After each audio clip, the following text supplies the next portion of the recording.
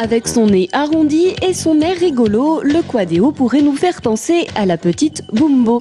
Et dans un esprit tout aussi écolo, elle ne reniflera pas les fleurs, mais permettra aux facteurs de faire la distribution du courrier tout en respectant l'environnement.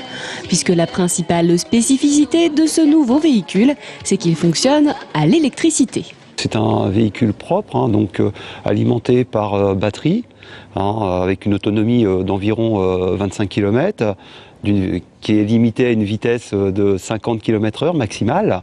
Il n'a pas d'effort physique, parce qu'un vélo, bien entendu, il faut pédaler. Là, bien entendu, là on est assis, c'est beaucoup plus confortable.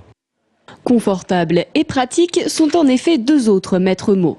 Deux facteurs ont aujourd'hui été formés à la conduite de ce nouveau véhicule pour assurer leur tournée en quad électrique, un changement qui va grandement simplifier leur travail.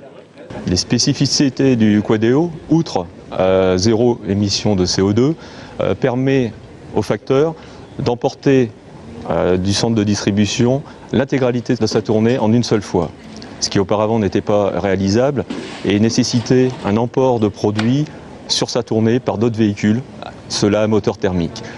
Sur les bords de Loire, l'aventure Quadéo peut donc commencer et c'est Bernadette qui a l'honneur de l'inaugurer. Sa tournée 8 km pour environ 1200 objets à distribuer. Autant dire que ce nouvel outil de travail lui apporte du réconfort. C'est pas fatigant, c'est silencieux, c'est bien.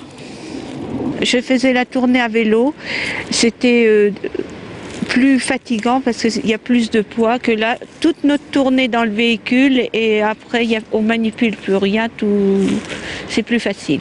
Avec les vélos à assistance électrique, les chariots électriques et le Quadéo, la Poste espère donc s'inscrire dans une démarche d'amélioration des conditions de travail des facteurs, mais aussi diminuer de 15% ses émissions de CO2 d'ici 2012. À terme, la Poste devrait acquérir 3000 quads électriques à déployer sur l'ensemble du territoire français.